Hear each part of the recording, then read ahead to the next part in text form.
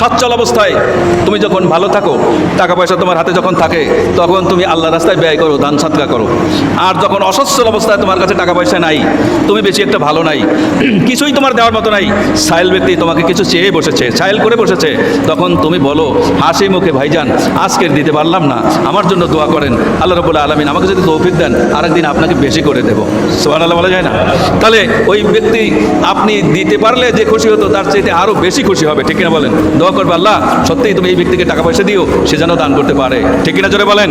সে যেন দান করতে পারে। আর যখন তোমরা রাগ করবে, সেই রাগটা করবে ইসলামের জন্য। কিসের জন্য?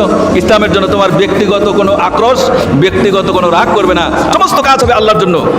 আলী রাদিয়াল্লাহু তাআলা আনহু তিনি যুদ্ধের ময়দানে এক ইহুদির বুকের উপরে তলোয়ার ধরেছেন, হত্যা করবেন।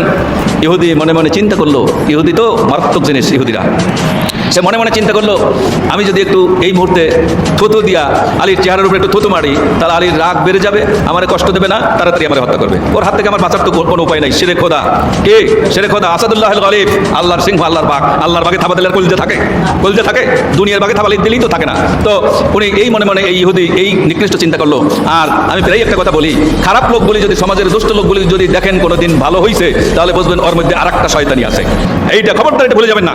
যদি দেখেন যে কোনো কাজে ভালো হয়েছে, তাহলে বুঝতে ওর মধ্যে খোঁজ করবেন, ওর মধ্যে আর একটা শয়তানি আছে, ঠিক কিনা জোরে বলেন? এই ইহুদি মনে মনে চিন্তা করলো আলী রাদিয়াল্লাহু তাআলা আনহুর মুখে যদি থুতু মেরে দেই, তাহলে আমাকে তাড়াতাড়ি হত্যা করবে, এই ছিল তার নিয়াত। উনি মুখের ভিতরে কিছু থুতু জমা করে কাশি সহ আলী রাদিয়াল্লাহু তাআলা আনহুর চেহারার উপরে নিক্ষেপ করে দিলেন, মেরে দিলেন। যখনই মেরে দিলেন, আলী রাদিয়াল্লাহু তাআলা আনহু যেই ছিল, যেই বাঘ, সেই সিংহ, সেই বাঘ, সে পানি হয়ে গেল, সে আগুন পানি হয়ে গেল।